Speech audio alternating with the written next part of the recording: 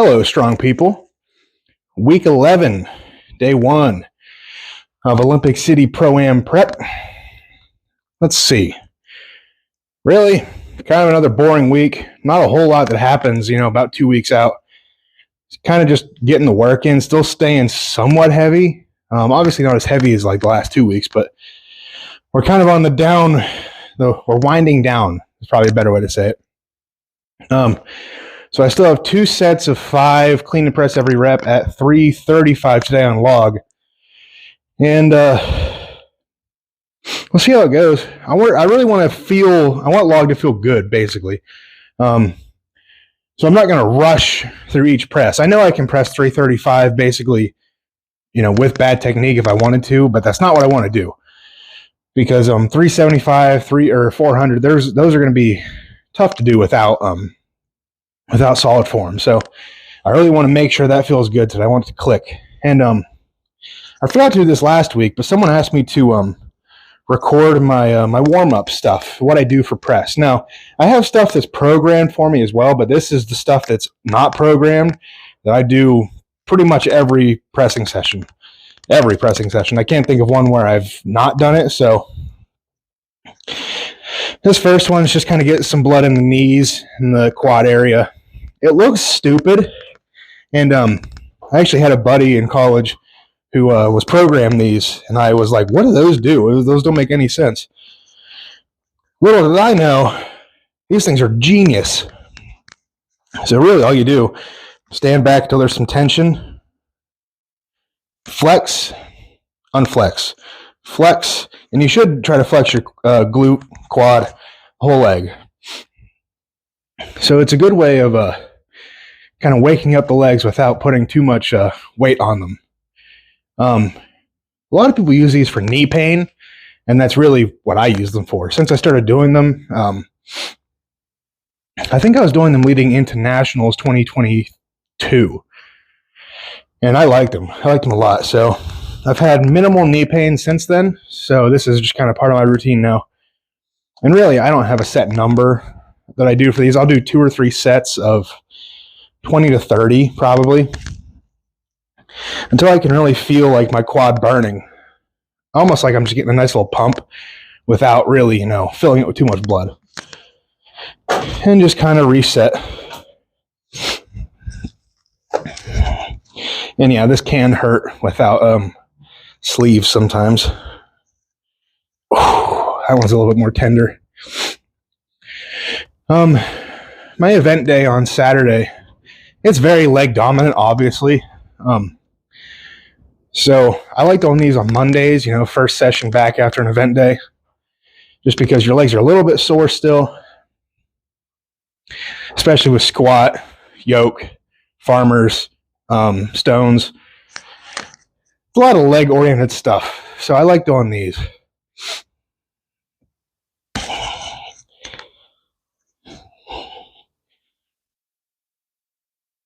Okay. And then, I'll repeat those. This is kind of like a circuit I run. So typically I'd go over and I'd do a banded pull through. So I'd have the band behind me and I just pull through like that, get the hoops, get the glutes warmed up, because there's a lot of glutes involved in log press. In the pick, the deadlift, you're using glutes to lock it out. And then on the rotation from lap to rack position, there's a lot of glutes there, obviously. The press, glutes there as well. You got to press through your legs into your glutes all the way through. So my nose is really stuffed up today, even with this thing on. So I'm not going to move the camera over there. Actually, let me make sure I'm even. Oh, we're good. Nice. So I'm not going to move the camera over there, but I have a band set up over there that I pretty much do for all my banded pull-throughs like that. I don't move it around, so I just always do it over there. But another couple things I'll do, I just do some, I guess it's to warm up, the traps. I keep getting blinded. There's a hole in the vent right there, and it's blinding me. So hopefully you can see me. Oh God. So I'll kind of lean back into where the position I'd be pressing from in a way, and I'd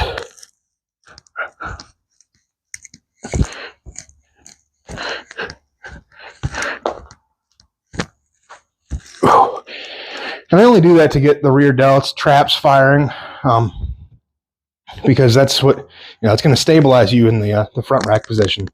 I want that upper back warm. Not only that, but on the deadlift portion of the log, upper back's involved there too. So let's see, what else? I guess I'll need one of these. See if I can get it down real quick.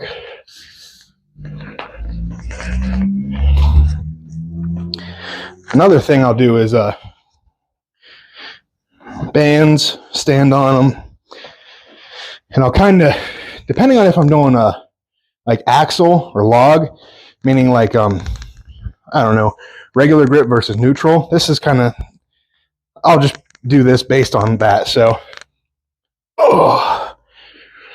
because it's log, turning my hands in neutral, lean back, and I'll do those fast, like speed. And once I've done like 10, 15 of those, do some basic mobility stuff. And I'll come back and do a few more. And if I'm feeling it, because I use a lot of chest in my my pressing, I'll try to I'll do some just like flies, anything to get a little bit of pump in the chest. Just kind of wake up everything. So a lot of muscles are used on a log, so I try to warm up a lot of muscles. That's really about all there is to my warm up. So I'll do that 2-3 times through probably, and then I'll touch the actual log. So hope you enjoyed that part.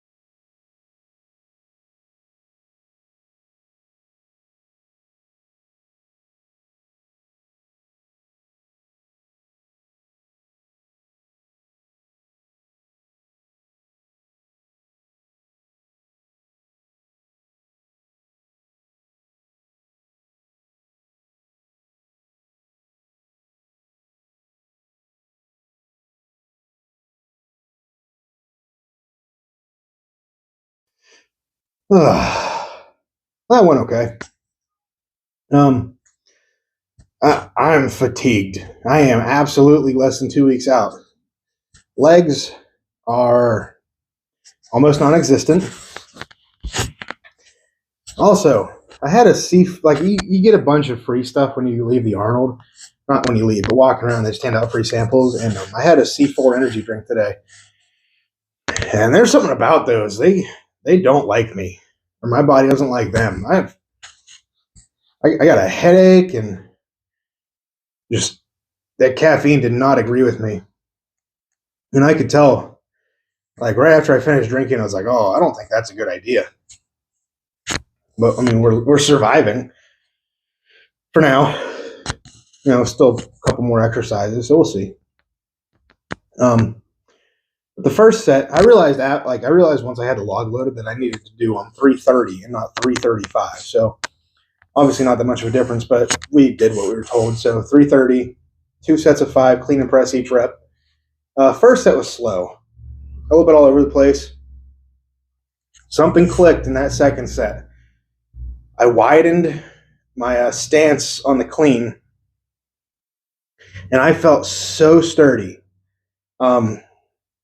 I don't know if I'll have to watch the video back, but I felt like, because what I've been doing leading up to nationals, most of this whole prep, what I would do is I would take my stance, clean it, get it to the lap, and get it to the front rack, and I would take a slight step in with my left leg, just slightly, because I felt, the clean felt better, a little bit wider, but the press felt better, a little bit narrower. So that's what I would do. I'd clean it in one stance, take one slight step in with the left foot, and then I'd press. And so that last set clicked. So there was something there. I knew it was as soon as I did that first rep, I was like, oh, okay. Now I know what we're doing. So I need to watch that back and see if it felt the way that I'm remembering it felt. Because at nationals, I didn't move. I took like one step forward, I think, on that last set. But I was steady. My feet did not leave their spot on the ground. So I didn't wobble around at all. I didn't lose balance, nothing. So that last set there, that is the last set I was looking for today. My legs didn't have a whole lot of pop either way. I didn't feel like my push press was great, but it felt good. And I did 5 reps at 330, so that's cool. Obviously, I've done 345 for 5 in nationals, and that won the event. So 330 for 5 in just over a minute, I think, is okay. Obviously, this prep was not meant for a max reps in a minute. It's three really heavy logs, 330, 375, and 400. So really, I don't need to do more than 3 reps, and I need to be strong enough to get the third one. So my cardio for this event doesn't need to be amazing, but it's not going to hurt. There's never such thing as, your cardio is too good. This doesn't exist. So knowing that I can do 5 reps and that fairly easily, 2 weeks out from a show, I'm happy about that. I don't know what this week looked like leading into nationals. I might check my program just to see, just because I'm curious, but I'm happy with that. That set right there, I don't know if it comes across in camera, but I'm very excited about how that felt. That is what I needed leading into the show. I don't know if I touch a log next week or not. If I do, it's very, very light, but I'll find out later. So, yeah, I'm happy about that. Not much. I got nothing to really complain about. Yeah, I'm happy. Anyway, now we got to do, I think it's a 3x3 at on the log press outs that I've been doing. Now, generally speaking, I went really heavy on this last week. I don't know if my shoulders are going to be up to par this week, being that it's 2 weeks out. We'll see. I don't expect anything crazy, but if it feels good, we're going to keep going up. I don't want to not push the weight within reason, because 2 weeks out from a show, you're not going to get any stronger, really. You can absolutely get less fit.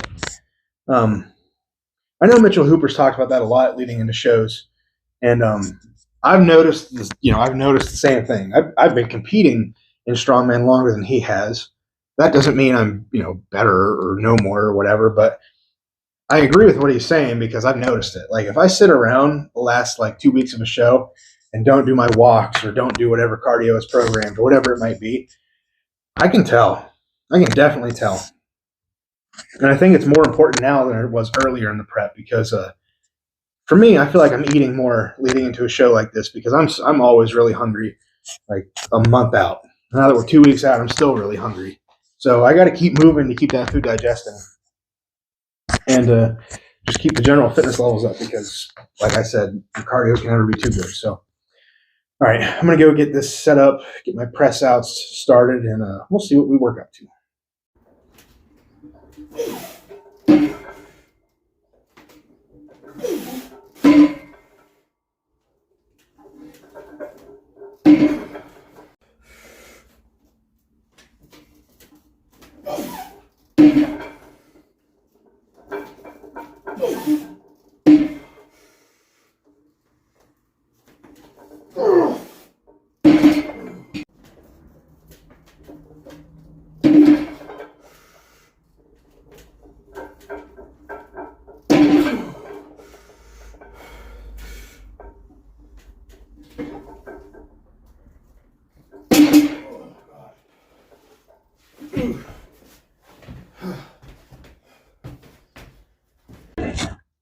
All right, well, this training session has taken way longer than it should have. The caffeine from that C4 is kind of worn down. I feel a lot better now. I gave it a second after my last set on regular log to kind of let my body catch up, and that was a good move. I feel better. Still feel energy, but that was too much all at once.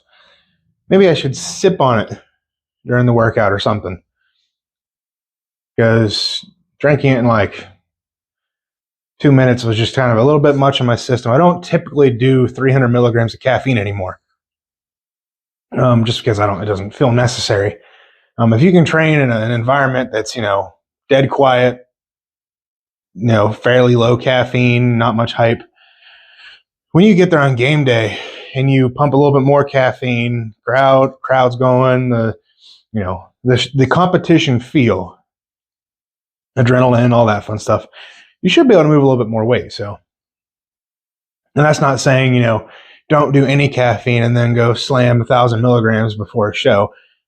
Your body isn't going to know what to do with that, and you'll probably just perform like crap. You'll feel awful. So, a little bit of a tangent there, but pressing is done. Now I'm going to do some lat pull downs. I think I only have 3 sets of 7, and we'll do those real quick. Oh, this gym is a mess. I'm pretty sure I'm supposed to strap up for these. Just remember that.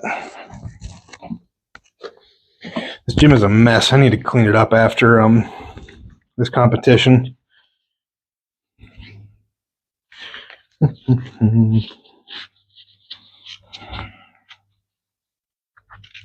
These old Iron Mine straps are still my favorite.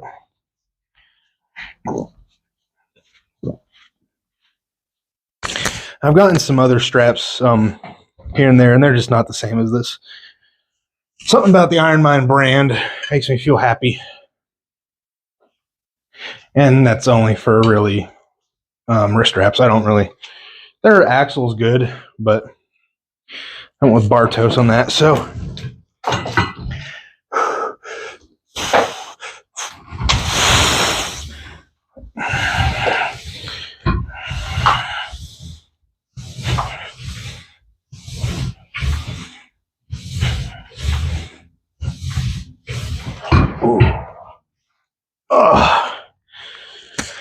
Felt all right.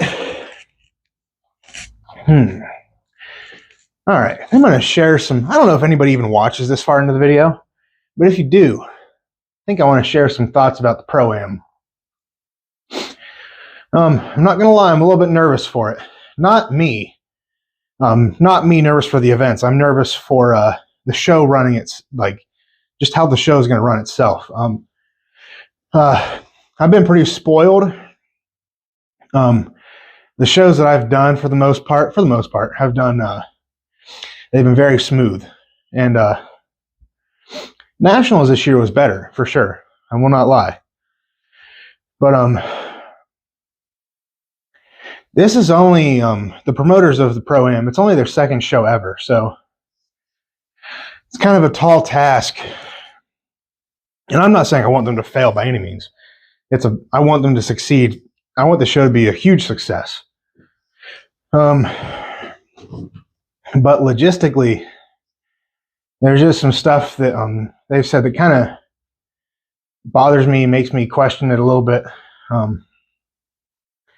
Like I heard that they were asking about tiebreakers for individual events on a recent podcast they were on. I think I have allergies or something. But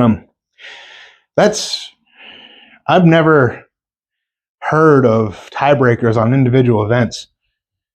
I don't quite get that.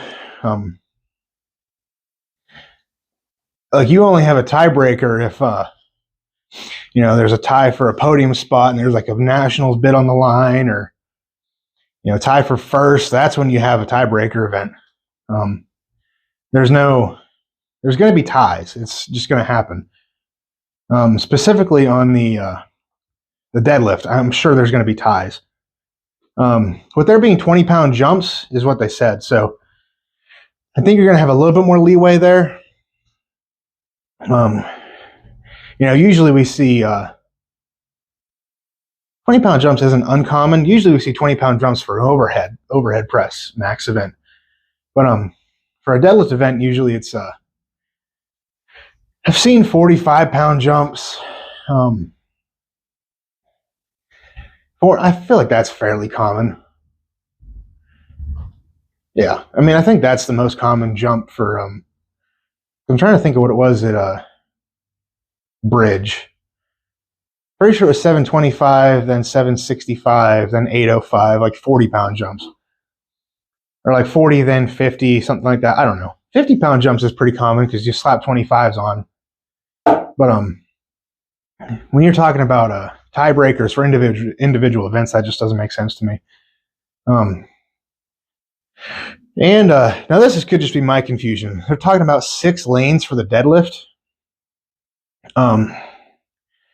That's a ton of weight. Now, I don't know if they mean 6 lanes, different classes in each lane. So, like, I think there's 3 or 4 classes. I know there's at least 3. So I know there's a pro women class. I don't know if there's like a heavyweight, lightweight, but there's at least one women's class. There's the 105 pro men, and then the open pro men, or 105 pro am amateurs, open pro am, whatever. So at least 3, and having 3 lanes going or 6 lanes going all at the same time, that's a ton of weights. I'm assuming I think our opening weight's going to be like 600 pounds. The women will probably be mid 3s maybe, and the 105s will probably be a 500-pound starter. So even if you have like 1 or 2 lanes for we'll say 2 lanes each. So we'll say 300, so there's 600 pounds in plates. And we'll say 500, there's 1,000, 1,300, plus another 1,200. So you're at 2,500 pounds of weights already on just the opening weights. So women 2 lanes, 105s 2 lanes, open 2 lanes. And those starting weights are just a guess for the other classes. But 2,500 pounds of weights is, I don't know how you're getting that there. Most gyms probably don't even have that many pounds in plates. That's not true, but that's just a ton to bring around. So that sounds, if you have the plates for it, absolutely do it. But that just sounds like a nightmare to me, hauling that many plates. But then again, because it's in a convention center, we have to be out at a certain time. Like, they are very harsh about that. If they were running this in their own gym, we could be there, however long it takes to finish the show. So time is not on our side when it comes to this convention center stuff.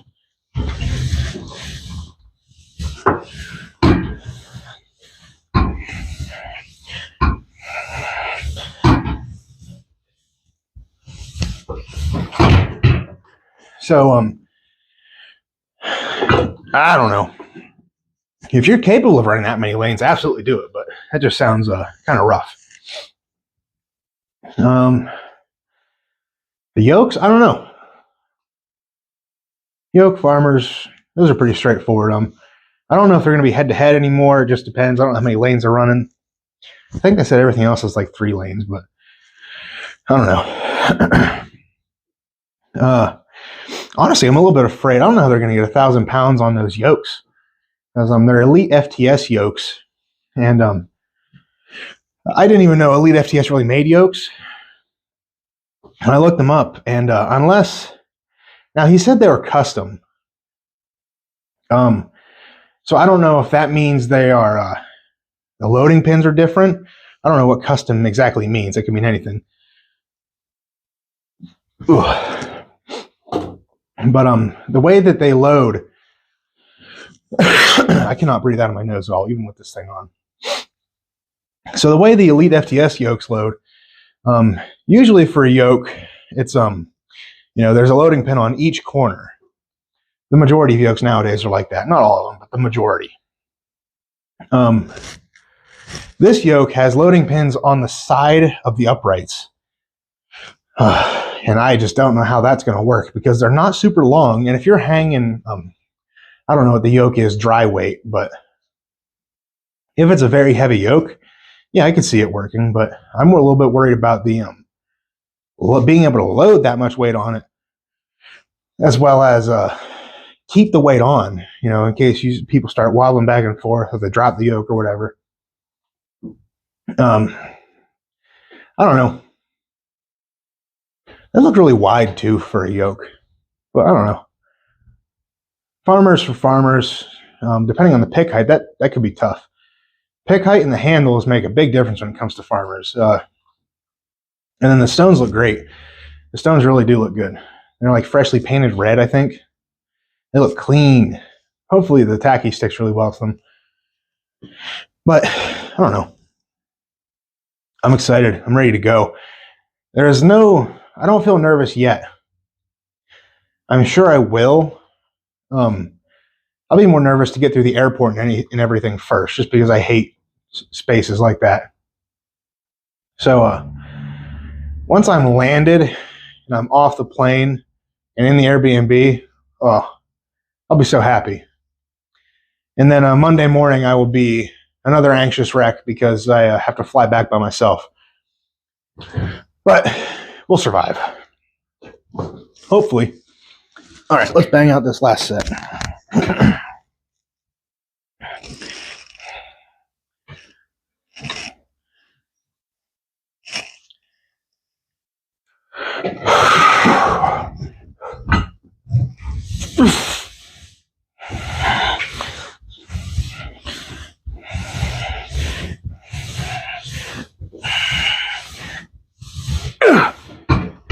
All right, well, I need to get some Nasonex or something.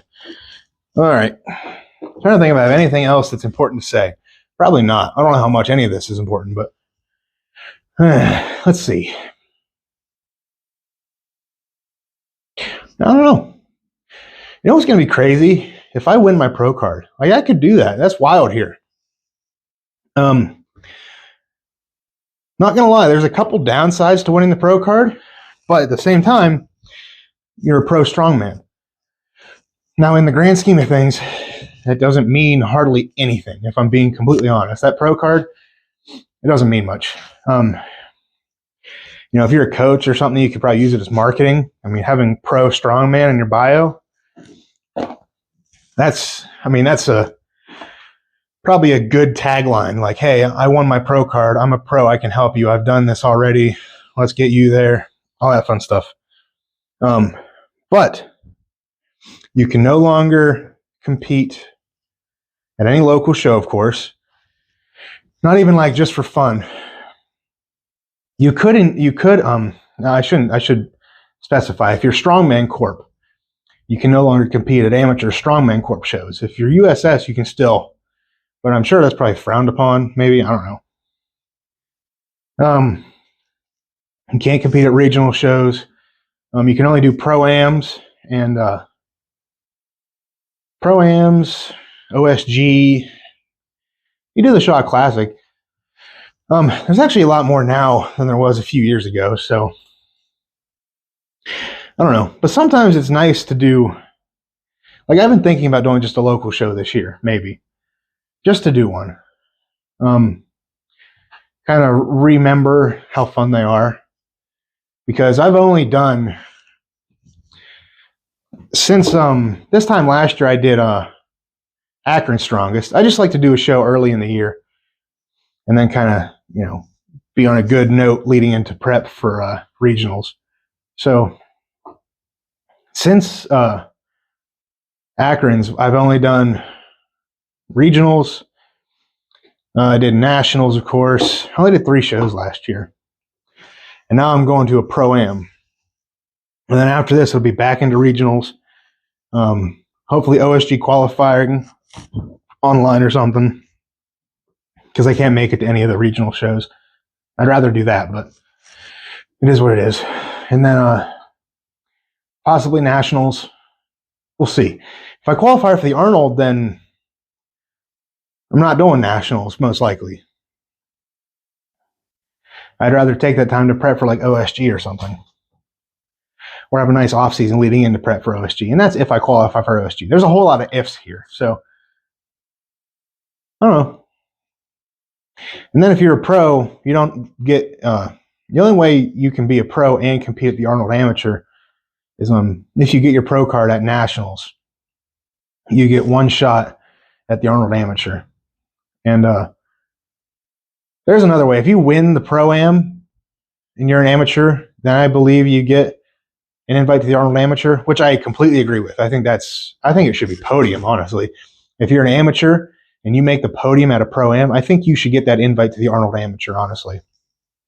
Because you've beaten pros. If anything, that's harder to do than nationals or regionals. And that's just my opinion, because there's pros competing. Like, you're competing against actual strongman pros. Every other show you'll do is going to have amateurs. So if you win your pro card at regionals, I'm not saying regionals is not a competitive show, because it absolutely is. But nobody there's a pro. Nobody at nationals is a pro. So technically speaking, the pros should be top level. And if you beat them and podium at a Pro-Am, I think you deserve to be, have an Arnold Amateur invite, because you're one of the best amateurs there. Yeah, I don't know. That's my thought. I don't know if it means anything. It's not like Strongman Corp's going to see this and be like, it's a good idea. That'd be cool, though. I don't even know who gets a pro card. I think it's top 3. Like, if you're an amateur and you make top 3, I think that's when you get a pro card at this Pro-Am. I don't know. I don't care. I'm just going to do as good as I can. Whatever I end up with, I end up with. So I'm going to go try to hit some PRs. That's really it. That's the goal every show. Hit a PR. That's it. So until next time, go out, get strong, stay strong, and I'll see you guys in the next one. Peace.